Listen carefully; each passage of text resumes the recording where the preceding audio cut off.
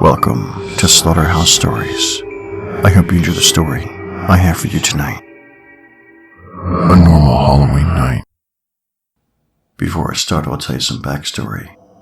Me and my friends were out every Halloween when I was young. We collected candy and had a good time, just like every other kid. But I'm 11 now, and I've stopped collecting candy on Halloween. Let me tell you why. When I was 10, me and my friends were getting dressed up. We'd heard there was a serial killer on the loose, but we didn't care. We wouldn't let this night go to waste. We all had normal, goofy Halloween costumes. When we went to the first door, an old woman opened up. She looked on in horror as her eyes widened.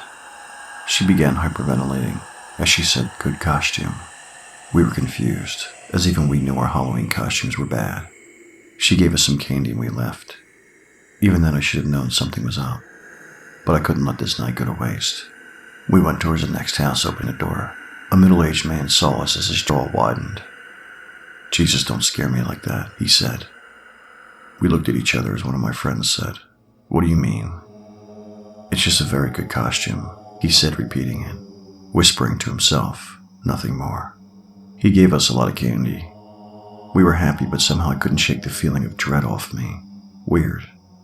We went towards the house at the end of the street, where a crazy woman lived. We were scared as she opened the door, but we gave in when we remembered how much candy she had. "Hello," she said. My heart was pounding. "Trick or treats," we shouted. She only stared. It was almost as if somebody was breathing on my neck. "Good costume," she said. "So, how much this time, my little boys?" We looked at each other because we didn't know what to say. A lot?" I said with hesitation. "Do you really think you deserve that?" "No," one of my friends said. "I'm joking," she said. "That's the best costume I've ever seen. Have candy." I couldn't hold it anymore, so I asked, "Whose costume?" And she replied with, "The guy in the serial killer costume. Behind you."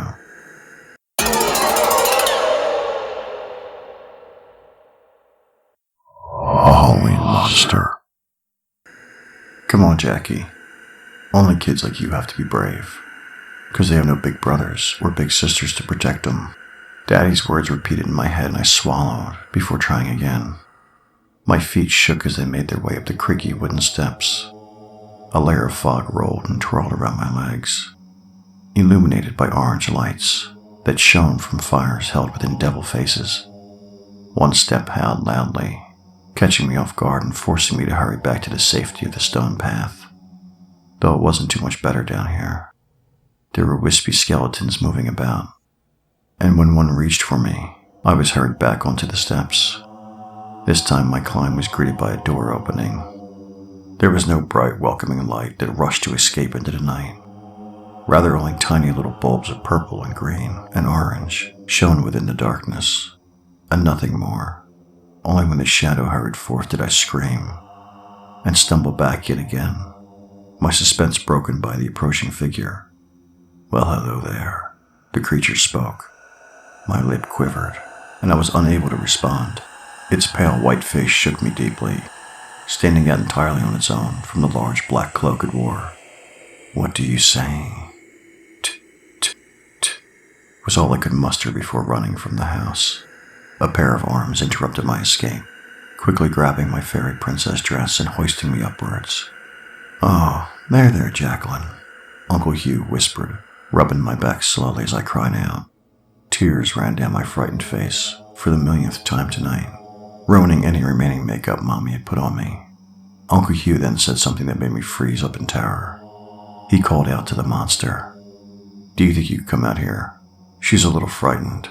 My heart started to race rapidly as I heard footsteps clicking along the pathway behind me, and I thrust my eyes into my uncle's shoulder, trying to hide from the beast.